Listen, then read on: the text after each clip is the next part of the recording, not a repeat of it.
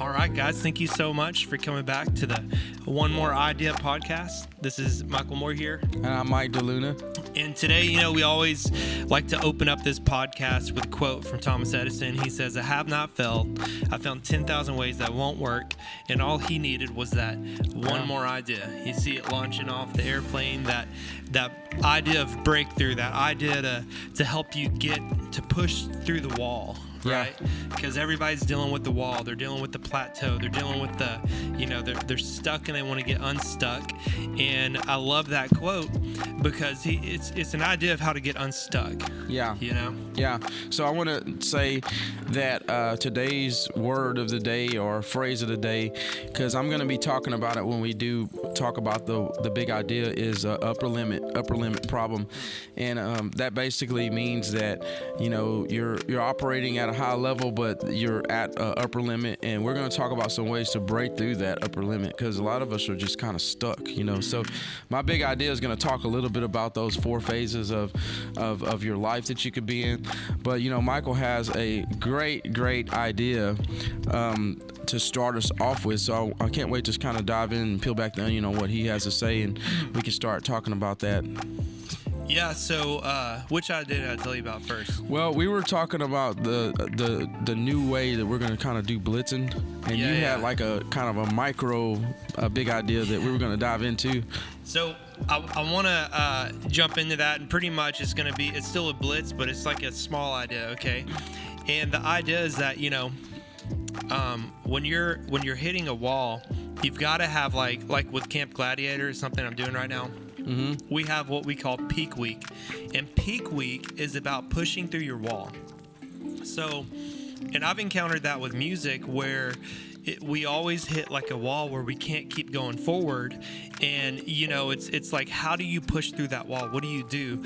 Well, you have to have something that you're doing that forces you to push through that wall. Okay, so if you feel like you're hitting a wall, like you're stuck in life, you have to have some way of like going a little bit beyond what you're maybe even capable of doing, and then that's where your highest, like where your threshold is, it'll be raised. Okay, so if I'm only able to, like, let's say like crunches, like let's say I can only do, 50 crunches.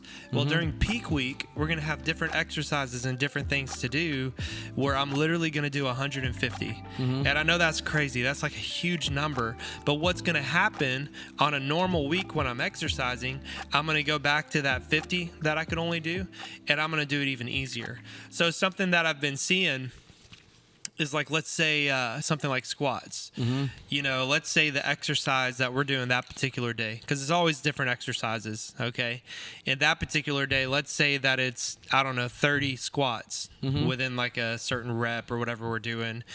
And what I'm finding myself doing now that I've been doing this for a while and we've had multiple peak weeks is that I'll like be on 40 and I'm like, oh wait, I passed up 30. Because my threshold, my wall has gotten higher because of something like peak week. So that's kind of the idea, is to like find something that you're doing. Maybe it's reading books. Maybe it's hanging out with somebody that's better at your trade than you are. And you ask them like, hey, what do you do to stay on top of your game? It's like, oh, you go to seminars. Okay, well, let me do that. Let me go to a clinic. Let me, and then there's kind of a second thing that I wanted to talk about too. That's because we're on Blitz ideas, right? Right. So the second thing is that I feel like I always have people coming to me for job ideas.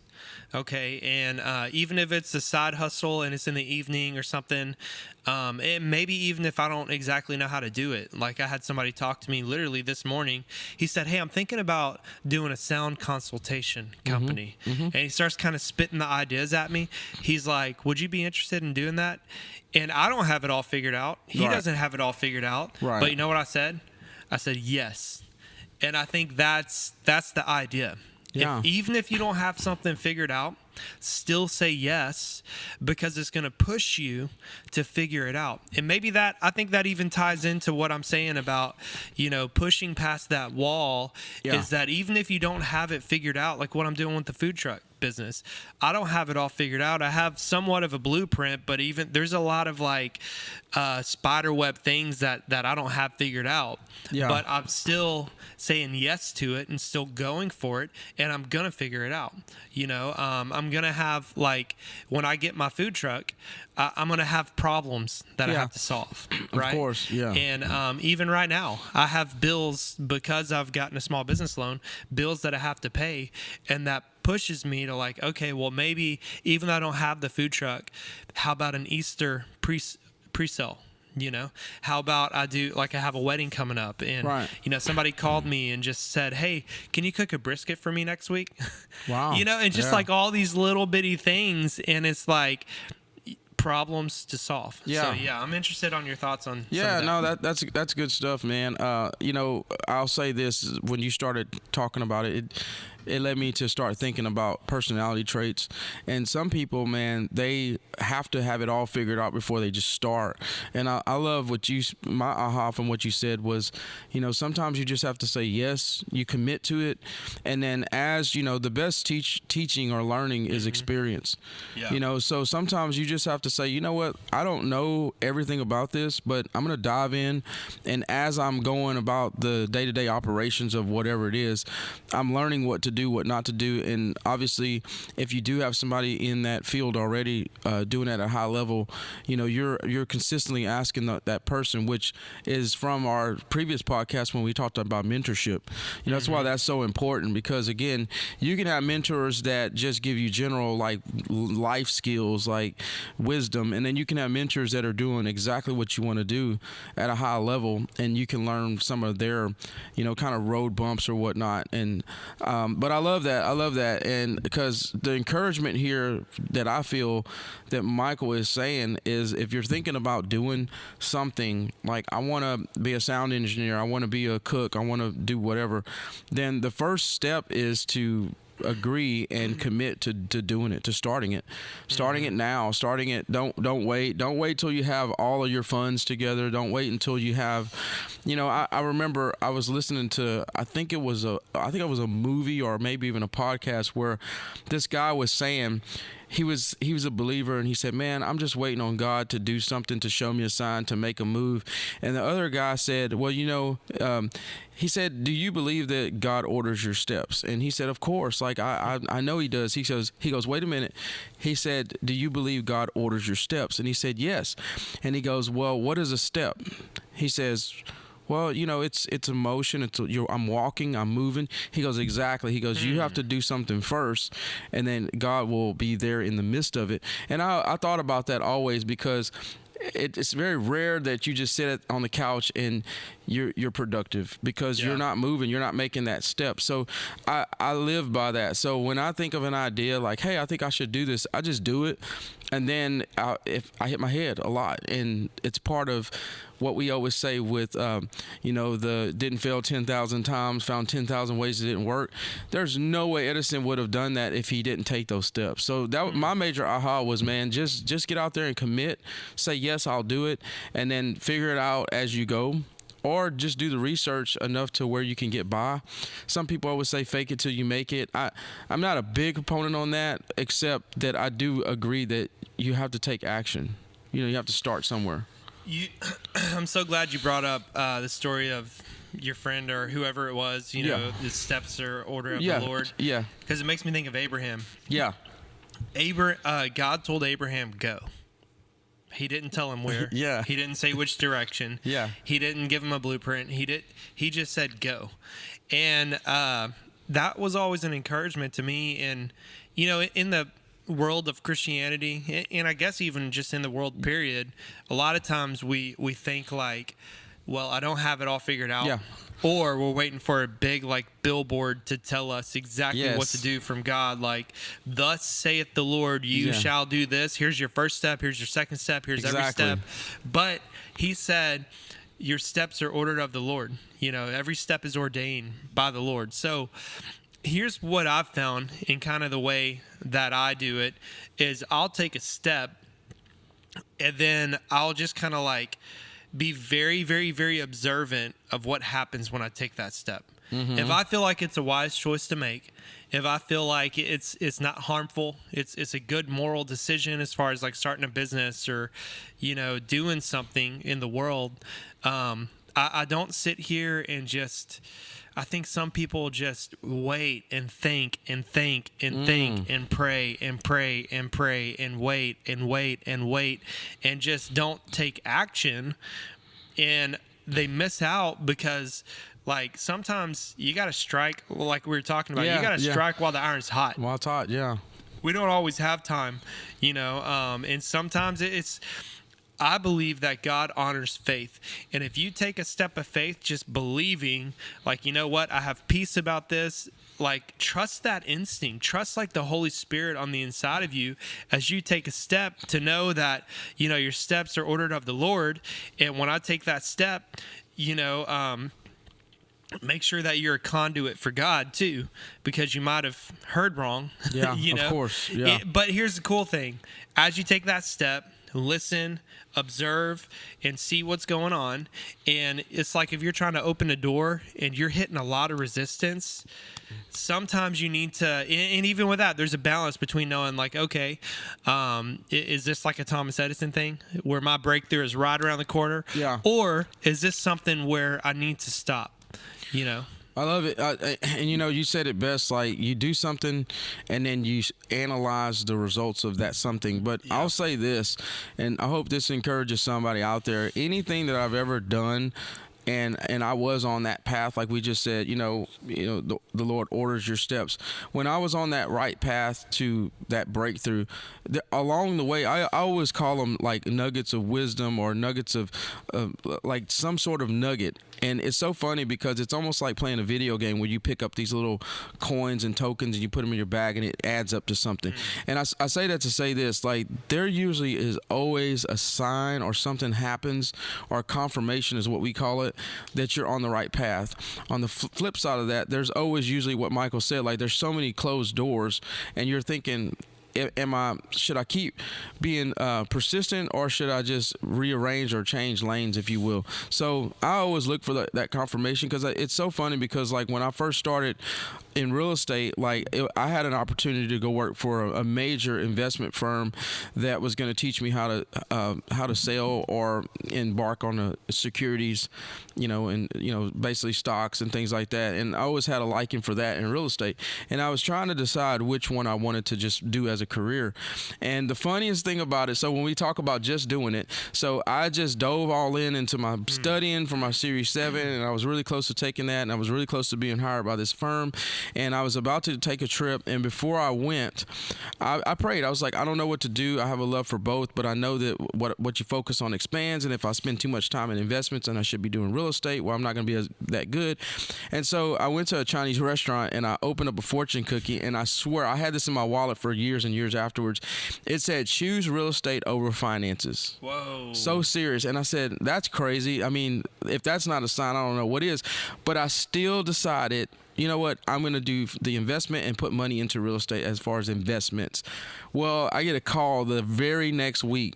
So I get a call, and the company says, we're sorry, your application was revoked. And I said, what? They was like, yeah. And I had my ticket already to go to St. Louis for training. I had my hotel room and everything already booked. And they said you told us that you made X amount of dollars on one of your jobs, and it wasn't accurate. And I said, well, honestly, I don't remember how much I made for my yearly salary then. I just gave you an estimate. And they said, well, part of the hiring process is you had to be accurate on your income, so you can reapply in the next 6 months. Wow. Yeah, so if you want to talk about going down the path and God saying, turn here, do that, sometimes you have to listen to those signs. I could have just argued it. I could have went and said, I need to talk to somebody else because that's crazy, that's ridiculous, and pressed it, but I just kind of went with the flow, and I'm where I'm supposed to be. Like, it's so crazy. Like, I wake up every day loving what I do. And I wonder if I would have been that way if I would have taken that trip and been in the investment arena. I don't know. But that's an example of, for me, a sign or something that just showed up and said, hey, you might need to go this way. It was very evident to me, but you have to pay attention to that. And like you said, man, I love what you said. You do something, you take the action, and then you analyze it, and you do it over and over in each step. Because every action has a consequence, and sometimes that consequence is not what you're expecting or prepared for. And then what I always do, so we always go to music because we love music, is when you're learning something and you make mistakes, you can easily ask, like Michael just showed me the soundboard that's amazing. Well, I'm sure that along the way, there may be something on it that he's like, I wonder if I'm doing this right or not. Let me call somebody that knows. So it's always good to have that mentor or that person that knows on speed dial. Because but that's awesome, man. That's good stuff already. And here's, I'll kind of segue you into your big idea. Yeah. My final thought on our little blitz idea, which kind of turned into a big idea in and of itself. Yeah, no, this is good. But I think when we're hitting that wall, or we're just trying to decide, should I go into a different arena, like should I do something else? I think it comes down to, because as we were talking about this, like, when do you decide that enough is enough? It's time to do something else. I think you have to look internally, and like something like music. I have never given up on music because intrinsically on the inside of me, it is me. Music is me. So for the rest of my life, I'm gonna keep writing and playing music and release. I haven't released an album yet, but it's a dream that I have. And even though like it's been hard and I've been through many like seasons of like, should I do this or should I not? Like, the reason why I keep pressing with it is because when I wake up, that's one of those things that energizes me. It's one of those things that I'm excited about. It's one of those things I keep coming back to. It's one of those things that I focus on all the time. So think about Thomas Edison. That creating the light bulb must have been like that. He must have had such a big vision that he was like, wow, yes, this is hard. Yes, I keep coming up short, but I'm not going to stop because I know that this is something that I'm meant to do. This is something that I'm called to do. This is something that I'm not just passionate about, that I just have fun with. This is something that intrinsically, it's like a part of me, like my arm. Like, I am going to be the inventor of the light bulb, So I think when we're talking about, and just to encourage people, like, I think it could be a huge encouragement for people to know, like, maybe somebody's out there and they're like, man, I've tried so many times, I'm ready to give up. Yeah. Well, think about it though. Is that something that 10 years from now, you're still going to be thinking about and wanting to do? Then don't give up. Yeah. Is this something that 30 years from now you're still going to be thinking about wanting to do, and maybe even to the point of like wishing, like, what if I did that, and it's something that you think about constantly, that energizes you, that gets you excited. Those are the things that you should keep pushing, and don't ever give up on your dreams. That's awesome, man. Yeah. That actually, you teed it up so well for me to go into this big idea thing, because it does, the fourth idea of this little metrics that I'm studying talks about this area of genius. So I'm just going to dive in and let me tee it up, and then I'd love to hear your feedback. So I'm reading a book. We're almost done with it. It's called The Big Leap. And The Big Leap basically breaks down how do you take that leap into greatness, okay? And so it starts off very mild and a little slow about some of the things that we do that's mundane, and we kind of have this existence where it's, you even said it best, you said I'm sort of a creature of habit, and so am I, and so it goes into talking about habits and different things, but I'm at this chapter that I just can't stop thinking about, and it's a chapter of breaking down these 4 components of your life. And the first component, and it is sort of a business book, so I'm just going to keep it in terms of business. So first and foremost, if you're the owner of your company, or if you're like a manager or anybody like that. So let's hypothetically say you're at the office, you're at the church here, and so the copier, you go to scan a copy and it's not working. So then you look at it and say, maybe there's a paper jam, maybe I need to turn the power on and off, maybe I don't know, something's going on, let me work on it. So you look up and 4 hours later you're still working on that copier, right? And I'll give you a good example with you was those speakers. Those speakers, like you just kept working on those speakers and finally you're like, you know what, okay, let me stop and think about this for a minute. As a manager, as a CEO, or somebody that's head of a company, if you figure out how much money you make in an hour, and if you spend 4 hours working on a copy machine, how much money did you spend on the copy machine? Because the first category is operating in your area of incompetence. So let me just say this. You can operate in an area of incompetence, and let's just be honest, like I'm okay at technology, but I'm not going to be able to like pretty much go in and fix a copier. I mean, if it's a paper jam, yes, but that's not my area of expertise, right? So it's easier for me to say, oh, this is not something that I'm a genius at or I operate high. Let me call the maintenance person to come in and fix this. And then go focus on what I should be focusing on. So the area of incompetence is the first one. The author says it's okay to operate in the area of incompetence if it's just a hobby or like you like doing it. Like if you're really bad at, say, music, like I'm not good at guitar or whatever, but I like doing it. It makes me feel good. Then that's fine because you're never looking to be a genius or at a high level if that's not your passion. Number 2 is the area of competence. So that means that you do something well, but so does everybody else. Like, you know, you play guitar well, but like there's 10 other people in church that do pretty much exactly, they're at the same level as you are, know the same chords, know the same songs. Not me. Yeah, so you're just like that guy kidding. that's you're okay. You're making it do. Then there's the level of excellence, which is where this is the most dangerous level because the level of excellence is where everybody else loves you to be because you're really, really good at it. You're good at it. Like you're top of the line at it and everybody sees it and they say, we want to keep you at that level of excellence because you make the most money for the operation, the organization. You're somewhat happy because you're good at something, but you get into that routine of just being good.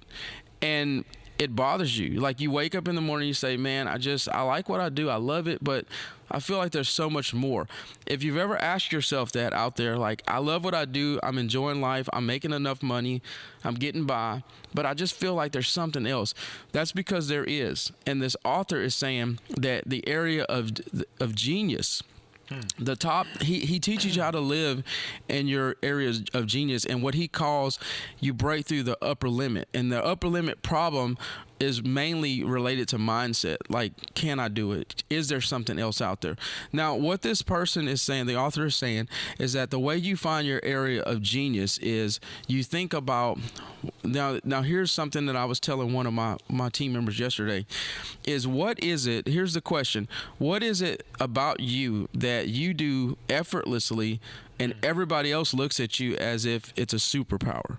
And so if you can figure that out, then that's considered your area of genius because God put something in every one of us that it's very unique, especially in your circle. Let's just say your top 100 friends, if you have 100 friends. What is it about you that you can see or somebody else can see and say, man, you're not like the rest of these people because you're really patient. You're really motivating. You're really, like every time we're having a bad day and we get around you, it's like I walk away feeling encouraged. And so many people have told me that about myself to where I started really digging into it and saying, you know, maybe I'm onto something. Maybe my area of genius is like motivating other people. Maybe that's what I love to do. And another way you know you're operating in your level of genius is when you do it, it's you feel fulfilled. Like for you, let's just say music is your genius. He doesn't feel complete unless he has a guitar in his hand. Like, so maybe you're onto something. Maybe you would do that for free, because I do. I mean, sometimes, come up here on Sundays and we play. But that, what about in the natural? What about out in the world? What is it that you do it with effortlessly, and you absolutely feel like you're in your place when you're doing it, in your zone? So that's the question. And man, let me just say this. What I did was I took the motivation thing and I said, okay, So I'm gonna see if this is it, and I tested it out for about a week, and I would go around, man, literally like motivating people. Like, I mean, I'm talking about strangers. I'm talking about my team.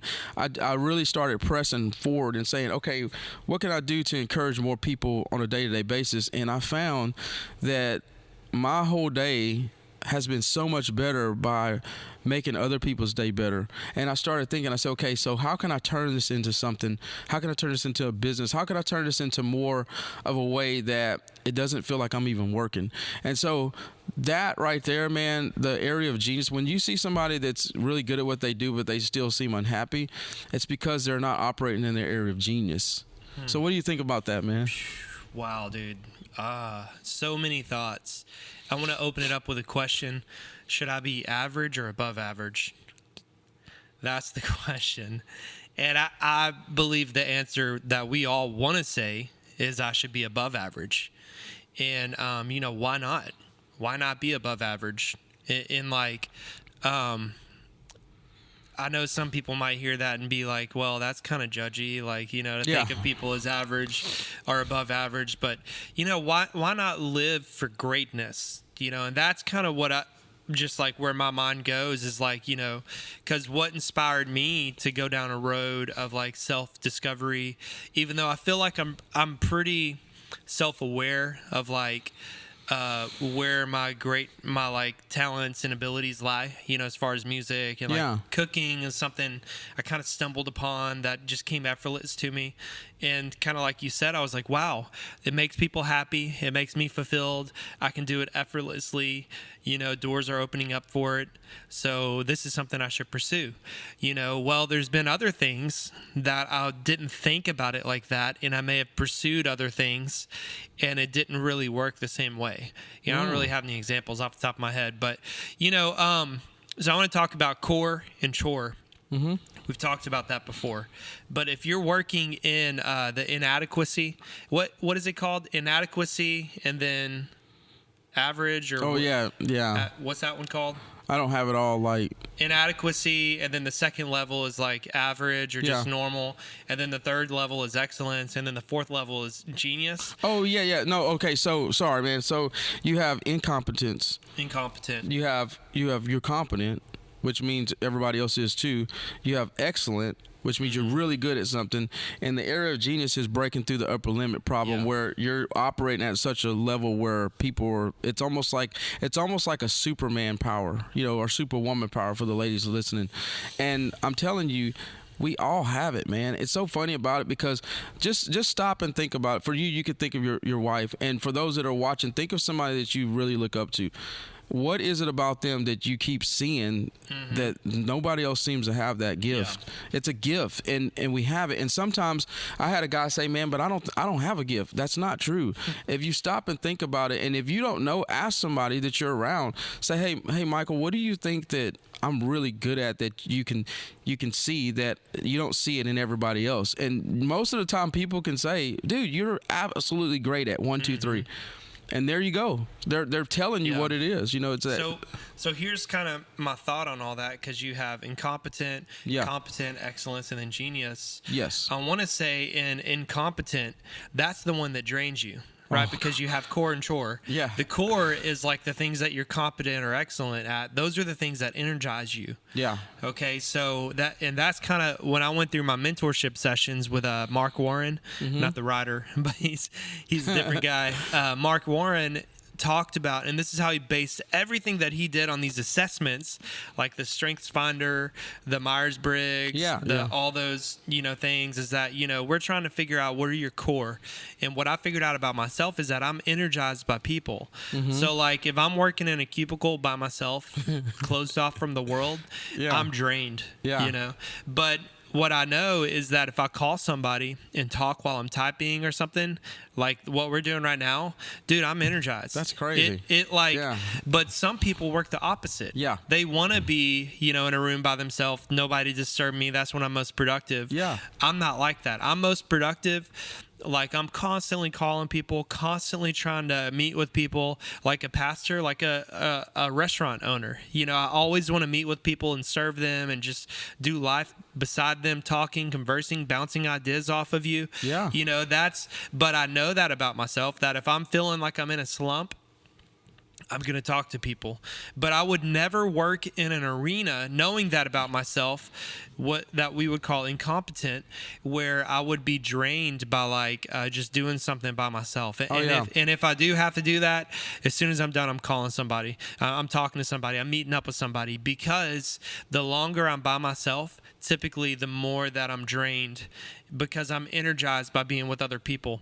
And, you know, that's just one of the things that I've discovered about myself. But when I'm thinking about all those areas, you know, the more that we can learn, like what are our core things, those are the things that are going to energize you. Like when I play music, it energizes me. When I cook, it energizes me. Whenever I do the things that are my core wiring, it energizes me. But then there's things like maybe I'm incompetent at it, or it's not my core. It drains me. And that's just kind of, I wanted to take what you said a step further, because the more you figure out where your core wiring is, not only the more excellent, or the more closer you are to being at that genius level, but the more energized, the more fulfilled you're going to be. Wow. At the end of the day. And keep in mind, for those like out there, that if you operate, I mean, we all have operated in an area of incompetence, but what I think, the way I interpret this is that a lot of times we spend all day long operating in incompetence. And what I mean by that, the copier is a good example. Like, and I have people on my team that, like, okay, so they make, like, some of the agents I work with make a ton of money. And the funny thing about it is that when we divide it, and let's just use a round number. Let's say they make $100 an hour. That's their hourly pay if we break it down from yearly to quarterly to monthly to weekly to, you know, hourly. And let's say it's $100, and they do marketing on their own. Let's just say they do marketing on their own, and they're in the area of incompetence. Like, the marketing is bad. Like, it's you know, it's not, there's no call to action. The pictures are not really good, but they do it, and they're just like, yeah, but the reason why I do my own marketing is because I want to save money. That's usually the excuse for working in the area of incompetence. I don't have the money, or I don't want to pay somebody else. Perfect example from Michael, you know, with the sound guy. You're like, I could do this myself. And I'm not saying you were incompetent, but there's another person that came in and just blew it out of the water in a matter of minutes. So we paid the guy, right? So what you have to think about is, if I'm working in an area of incompetence, but I'm good at something else, then it makes more sense to spend more time on what you're good at, because that other person that you're paying is probably not good at that. Good example, the copier guy that comes in my office probably doesn't know real estate. So let me focus on the real estate side, because that's what I know, and let the copier guy come in. And 5 minutes, literally, this guy walked in less than 15 minutes, the copier was up and running again. He spent 15 minutes when I spent 4 hours, and I still didn't fix it. And I wasted all this time when I could have been focusing on other clients. I could have been focusing on my team. I could have been focusing on something I'm really good at in my area of genius, as opposed to playing in the competence arena. So I want to jump in, because there's this thing, like, for example, the best example I can think of is, like, are you right-handed or left-handed? I'm left-handed. Left-handed. Yeah. Okay, so let's say somebody says, let's say you hurt your right hand, and you have to write your name left-handed. Yeah. That's not too bad. Right. But let's say you have to write, like, a 2-page letter or a 2-page essay or like a, I don't know, like a thesis paper or something. Yeah. And it has to be handwritten, and you have to write it with your right hand. How are you going to feel about that? That's going to be tough. Yeah. That's going to be really... How long is it going to take compared to your left hand? Yeah. You know, how much longer, how much more time, how much more, like, you know, and can you write in cursive with your right hand? Right. No, you know? I mean, I can't. Like, what if they say, you know, hey, this signature has to be in cursive right now, or we're going to shoot you in the head, or something, like just something crazy, you know? Right. But, like, imagine, like, okay, let's take it a step further. Like, how much more impactful is it when you write, like, a thank you letter or a birthday card or something like that, and it's, like, clean and, like, just the handwriting's, like, nice? Yeah, man. Okay. So what if you had to write every thank you card with your less dominant hand. You know, it wouldn't be as clean, as nice, and you wouldn't feel as like, why don't we feel that way about our abilities? You know, like man, the marketing thing. Like nowadays with technology, and they have websites that are just as good as Photoshop, if not better. Yeah. You know, with templates and stuff like that. But that's the program. But the user, okay, doesn't have the experience or the know-how or they're not able to look upstream like a person who does marketing and branding. They don't understand it quite like they do. They're not as trendy. They aren't current with the trends. So like that's like left hand versus right hand. For me, I'm right-handed. So if I try to write with my left hand, it's not as good. Right. So if I'm working, like I know somebody personally who you know, my wife does marketing. Yeah. And there's people that like, she just gets the whole creative thing. She gets it. She's trendy. She knows what works. And she has people that don't value that as much. And they'll be like, well, I'm not going to pay that. And then they try to do their own logos and their own things. Right. And it doesn't look as good. Yeah. The area of incompetence. I mean, look at this. Who designed that? Exactly. My wife. Not me or you. Yeah. My wife designed this because she gets it. She understands, like, I probably wouldn't have done it quite like this. But she just, I don't know. It was a really good, well thought out thing, and it looks great. Yeah. And it's impacted our entire, you know, branding. Exactly. Yeah. And but we value that. Yeah. But there's people out there that they want to write with the left hand, the less dominant hand. And they don't get that they're doing more work. They're trying extra hard. They could be focusing in their genius or their excellence level, but instead they want to write with the less dominant hand. And that's like core versus chore. Not only are they not working in their gifting, but they're also doing something that's draining them. At the end of the day, they might not realize it, but when you're working in that area with the less dominant, you know, traits and incompetency, you're actually draining yourself by the end of the day. Yeah. And hey, I'm guilty of it too. Me too. Yeah. Okay. So don't beat yourself up too much, because we have to. Sometimes we have to work in our incompetency to get things done, you know, until we hit that wall, like, okay, it's 4 hours. I've been working on this. I didn't want to pay the guy to come out, but it's got to be fixed, you know? So that's just my 2 cents on that. And yeah, you know, that's, I kind of want to end off by saying this and spend the last time we have together talking about this. So if you are, you know, dibble and dabble, and like say you're working somewhere or you're doing something that, because remember, excellence is, you know, a lot of people say that comfort is the enemy of growth, and I really believe that. So if you're out there and you're very comfortable, there's that word. You're comfortable with what you do. You're good at it. You know what you can close your eyes and do this job. You know, it's redundant. It's like, but there's something in you that, and you guys know, you woke up this morning, and if you're thinking, man, I just feel like there's so much more that I can do. That's because your area of genius is knocking on your door saying, listen, let me out. Like, I'm in you. I'm already in you, and I can take you to the next level, but you're at that ceiling. So let's kind of brainstorm this, you know, together. What are some things that you feel like you can do to break through that upper area? And I'll answer one right now. First, you have to think about, what is it that you do that when you're doing it, you feel like you're in? If you can describe the zone. Like, if you could just say, man, I'm in my zone, man. Mm-hmm. You know, that word, you know, some people describe it as mojo or whatever. But what is it that when you're in your zone, you feel like you're untouchable? And for me, it's when I'm talking to somebody, another person, and they seem to be having a mediocre, mundane day. And when they walk away from me, I get a text later and they say, man, every time I leave hanging out with you or just 5 minutes with you, I feel like so encouraged and empowered. That right there just sprinkles something on me, man, and I just feel like I'm in my zone. So what about you, and what about the listeners out there? What are some things that they could do to find out what that zone, if they're just like, I don't feel that, what could they do? Here's some things to think about. What do you like working with a team? And I'm not just, these are questions to ask yourself. Sure. Do you like working with a team? or do you like working by yourself? That's something to ask yourself. And like I was talking about earlier, when I work with a team, I come alive. I love it. Do you like brainstorming and coming up with ideas, or do you like to take somebody else's idea and help them work it out? Are you an ideas-driven person, or are you like a rules-driven person? Are you like somebody who is by the book?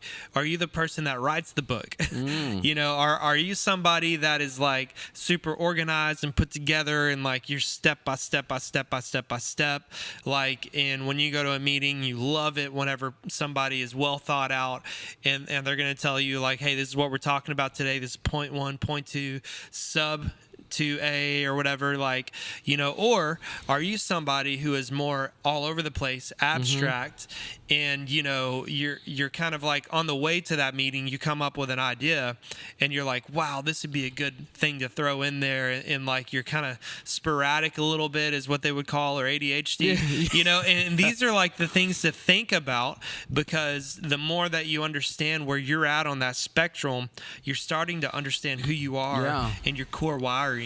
Wow. And once you start to understand your core wiring, you can look at like what kind of person does like certain kinds of jobs. Like the there's a Strong's interest. Oh yeah. That's a really good assessment to take.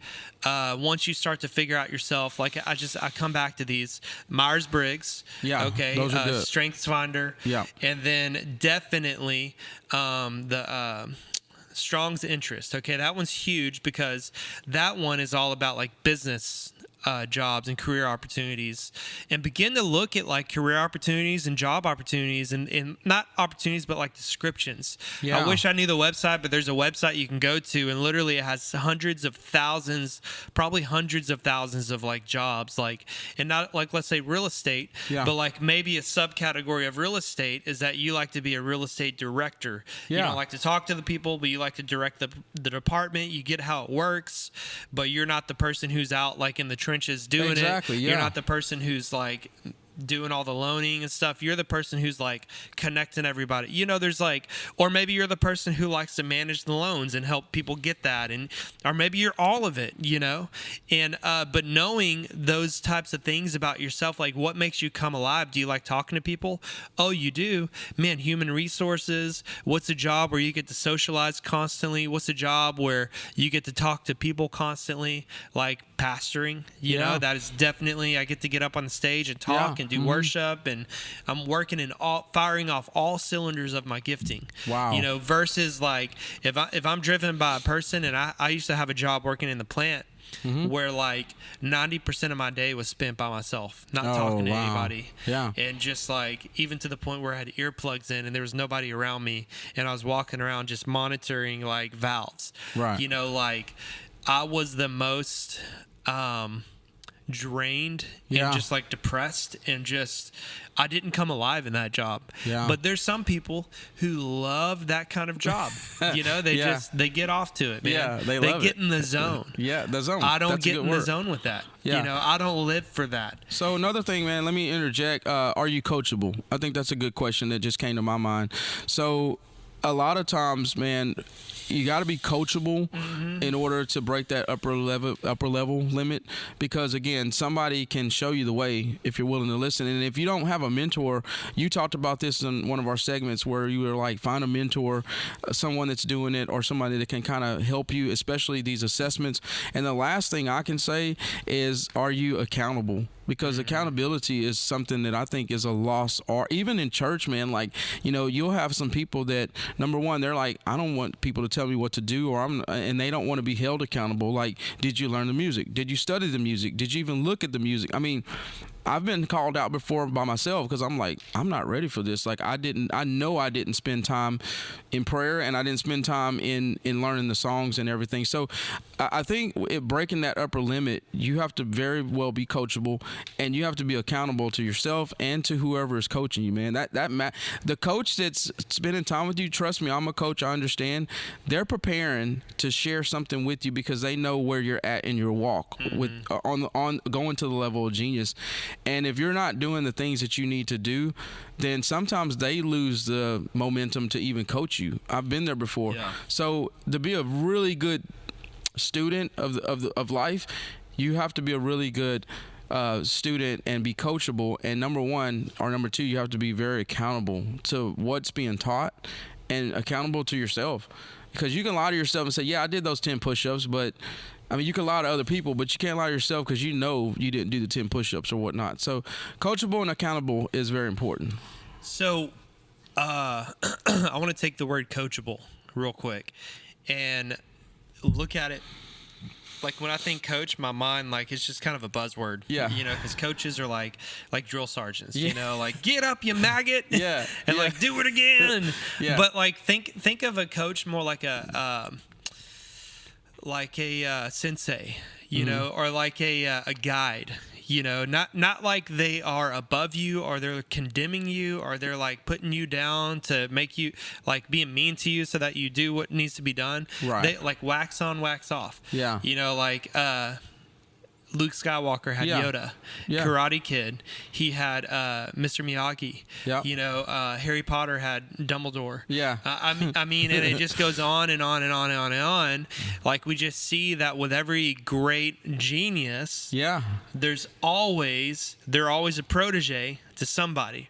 And we see that everywhere, in real life, not only in the movies, you know, with presidents, with like, Yeah. and I think we talked about this. Yeah, we we did. talked about this last time. So go check out our last podcast. Yeah, but, you know, definitely I believe that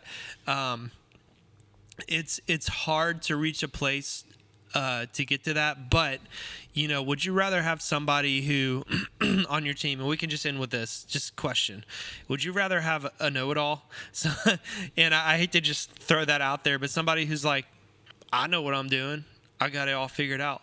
Like, I don't need any help. Like, no, you don't need to tell me what to do with, like, I run into it a lot with music. Yeah. And Oh, it's, yeah. and it's really tough to navigate sometimes because, you know, I have 20 years in the game. Yeah. And maybe I don't have the accolades of, like, you know, somebody like, I don't know, John Mayer, or I don't know, somebody on that level. I can't say I've done I haven't played at Madison Square Garden, but I have been in this business, you know, talking to professionals, working with professionals. Yeah. I mean, I can say that I played at halftime of not Super Bowl, but halftime of a Texans game. Yeah. That's pretty big. That's a big opportunity. Yeah. And I play the national anthem for a hockey game. Yeah. But like sometimes I'm talking to musicians and they're like, well, I know what I'm doing. I don't need help. Right. And that's cool. Like, you're a professional, but you're closing off the opportunity to learn from somebody else who's also a professional. I love it. And even if, like, I was on the same level with somebody, I would still be open to, like, you know, I can learn something from anybody. Oh, yeah, man. Yeah. I can truly learn something from anybody. So it's always kind of, I'm passionate about helping people humble themselves, because I wouldn't be who I am if I wouldn't have had a humble mindset, an open mindset to learn from anybody. Don't be intimidated, be motivated. Yeah, I So, love it. you know, as we close this out, Albert Einstein says we can't change our problems with the same thinking that we used when we created them. That's right. And, you know, and what does that mean? That basically means that if you want to push through the wall, if you want a different life, you can live the life that you've always wanted to live, but it starts Yeah. right here Oh, with yeah. the mind. It's all in the You got mind. to change your thinking. Change your thinking and live the life that you want to live. It's a mind game. Yeah, You know, most it's really what it definitely. is. Like, if you hear it all the time in exercising, it's like it's all in the head. Yeah. Because our body will follow, you know. The body will follow. Heart first, mind first. The body will follow. I love it. I love it. That's Any awesome, final man. thoughts, Mike? Well, I just, you know, it led me to believe or know that when you're operating in your area of genius, there's no room for ego, man. You have to eat the humble pie, man, 24/7. And I know a lot of egotistical people, man, and it's sort of like what you said, Mr. Know-It-All. And, man, I'd rather be around a humble person than someone that has – and there's some amazingly talented people, and if anybody has a right to have an ego, it would be them. And but the ones that continue to rise, I feel, are the ones that are always open to learning and remain humble through everything. My biggest advice to people that are just on the road to success, and you see it, man. You see somebody starting out and they just take off and they're just like, wow, how did you do that so fast? And because they're operating in their area of genius. But the ones that remain humble, man, I see they last forever and ever, and people love to be around them. So there's no room for ego if when you're on that road to success, because it turns people off, and other people may not want to share their secrets with you just because of the way you act. I have one last story, Sure. and I think it's a great story. Let's hear it. Kate Watson, okay, who my buddy Matt Lewis, he's at our church, is playing with them, and so Kate Watson is. I love this. This is like an origin story. You know how they talk about like with superheroes and stuff? Yeah, of course. So she had a gig, I believe, out in Austin, and it was just like they almost wanted to cancel, I think, because maybe it was cold. It was in like a very small venue, and not a lot of people turned out were going to be there, because I think one of the other acts had canceled, so it's like not as many people. So literally, like, I don't know, 10 or fewer people were there. But she decided, you know what?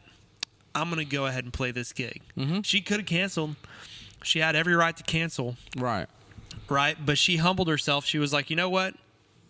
Let's go do it anyways. Let's do this gig. And she shows up and she does it. She decides to tell her story about how she got into playing music, and it's just an awesome story. Her dad's there. He plays acoustic and sings with her, and it's like a father-daughter duo at this point. And they do have a full band and everything, but she decided to go out and do this acoustic show at a very small venue, very far away from where she lives. Right. But guess what? Somebody who is like an investor who is very wealthy and invests in things and opportunities and always looking for things, walks in just like about to get on a plane, I believe, or something like that. He's about to leave, and it was just like a last ditch effort to just like he was like, you know what, I just want to take my wife out, and went to this random venue. And so he was blown away. And what are the chances that would happen if she wouldn't have been humble? Wouldn't have happened. She humbled herself. She was like, you know what, I'm going to play this gig. And guess what happened? He was so blown away that he decided, I'm going to invest in whatever she's doing. I love this act. I love what she's doing. And they always say you have to be at the right place at the right time. Because she humbled herself and she did that gig, now they have an investor where the musicians are like paid salary. They get paid for a certain amount of gigs. And if they played more above that, they get paid for the extra. But they get paid for a certain amount of... I mean, it's like a full-time musician paid salary job. Like, it's awesome. Yeah. But it's because the investor got involved with the group, and it's all because her decision to humble herself, to be like, you know what? I know it's a small venue. I know there's not going to be a lot of people there, but you never know who's around you and who's watching. Wow. And had she said, you know what? I'm not going to take this gig. Yeah. I'm better than that. It doesn't pay enough. There's not enough people. I'm going to do something. She would have completely missed out on the opportunity of a lifetime, potentially. Yeah. Or had to work way harder. Yeah. I mean, and that goes back to those signs that you see along the way. And for me, like, again, a fortune cookie pretty much put me in the position I'm in now. And I mean, I looked at that as a sign. And again, that for her, that was right place, right time, man. So that was a great, encouraging story, man. Yeah. Yeah. But it's like, she could have she had every right to choose not to do that. Right. But there was something on the inside of her. You know what it was? Being humble. Yeah. It was humility. I love it. It was in you. There's a reward for being humble. Absolutely. There is. It's a very valuable thing, and it takes you got to keep your pride and your humility in balance. Yeah. Because if the pride is like way too over the top, you might be missing out on opportunities. If you're entitled, if you feel like you're above that, and so I'm talking to somebody today. Yeah, oh yeah, man. Somebody I hope took some good notes, man. Really great show, man. Good show. Yes, sir. All right. Well, you guys stay blessed. Have a great day, and we'll see you guys back here for another episode of the One More Idea podcast. Bye-bye.